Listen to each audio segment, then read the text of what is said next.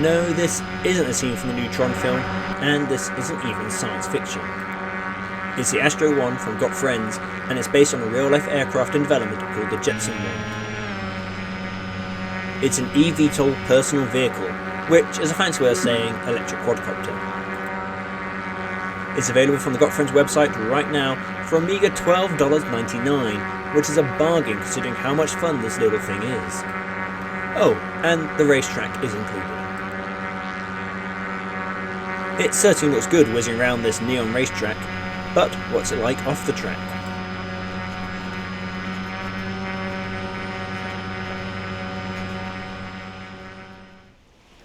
We've come to Manhattan Heliport in the daylight so we can get a better look at the Astro One. With the power off, the rotors fold away into this cute little pod. Starting the Astro One is as simple as pressing the power button.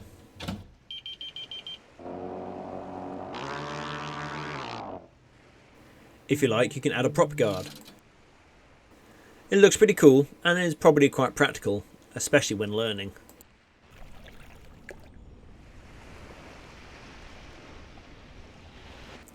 You can add these side mirrors, but they don't reflect very much, so I tend to not bother having them. Let's take a closer look at the main console. The computer does give audio signals for things like the LiDAR. If you don't want to hear them, you can turn them off here, but they are quite useful. You also have total airspeed, total altitude, AGL altitude, horizontal airspeed, vertical airspeed, a compass, which is your only form of navigation, your indicator lights, RPM gauges, and battery levels. There's quite a lot on one small display. The only problem is I find the smaller numbers quite difficult to read, especially in VR. If you click the belt buckle, you'll make the seat go transparent if you want to be able to look straight down when flying. And just like its real life counterpart, you can expect between 20 and 30 minutes of flight time. However, recharging the Astro One is pretty simple. Just click the batteries to recharge them, however you can only do this when the props aren't turning. The controls are pretty simple, but you'll want to set up some key bindings.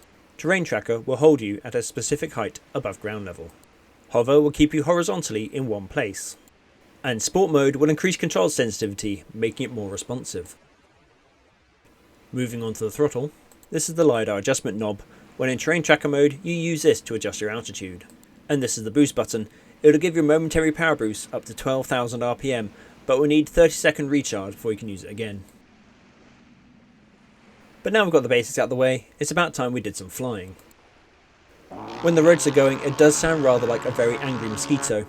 If you want to reduce the noise, there are earplugs provided. To take off, you can just gently increase the throttle.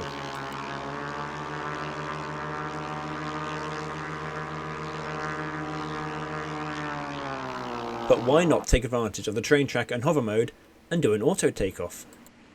This has just been modified in a recent update, so that if the throttle is set to 0, you shouldn't go up in the air. However, I find it does when you first load up, but works normally after that. To do an auto takeoff, set your LiDAR adjustment knob to the desired altitude between 5 and 55 feet, then engage hover mode and Terrain Tracker mode. Then just move the throttle out from 0. It should hold you perfectly in one spot.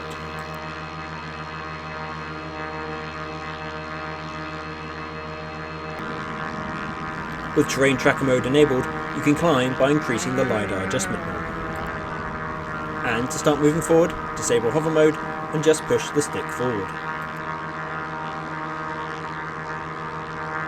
When you encounter higher terrain, you'll automatically climb or descend to maintain the AGL altitude set on the LiDAR. Once you get going though, you can turn off the Terrain Tracker so that you're free to fly wherever you want. Just make sure you've matched the throttle level, that's the thin blue arc, to the engine RPM, the thick blue arc, to avoid dropping like a stone. But if like me you like to explore cities close to street level, then this is the aircraft to do it. It's small enough to squeeze between buildings and can make some pretty tight turns. I did do some looking into the Jetson One a while ago, and I believe it can't actually be legally flown over a populated area, so you're not likely to see one whizzing through the streets of New York anytime soon. You also don't need a pilot's license, although they do may take a training course when you buy one. As you can see, it handles pretty nicely, but if you want to make things a bit more exciting, you can engage sport mode and really throw it around.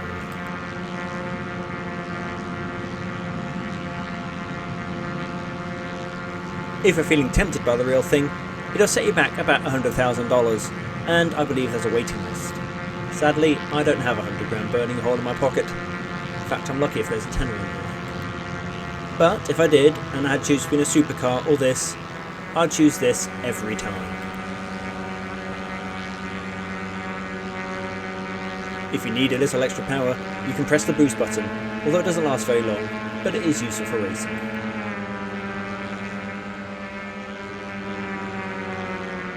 And of course, you can't come to New York without stopping to see the sights, and you can use the hover mode to easily come to a stop just about anywhere.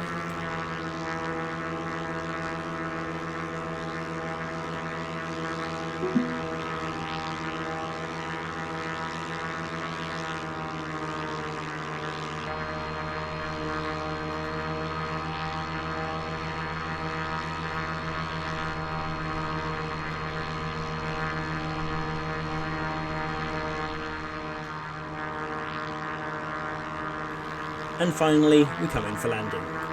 Auto landing is a great feature in this new update. Set your LiDAR and descend normally to around the same height, then turn on the terrain tracker.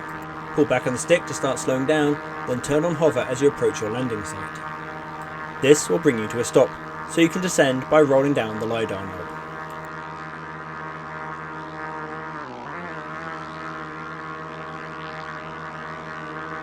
As you get close to the ground, you may want to adjust your position to avoid doing something embarrassing like landing in the water.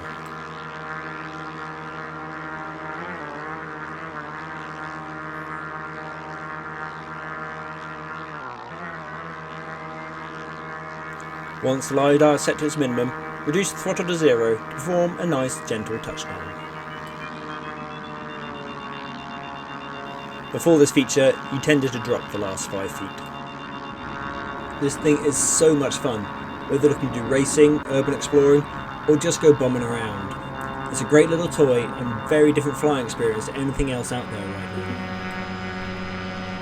Please go ahead and hit like and subscribe if you enjoy this video. I really appreciate the support, and the serotonin boost is always welcome.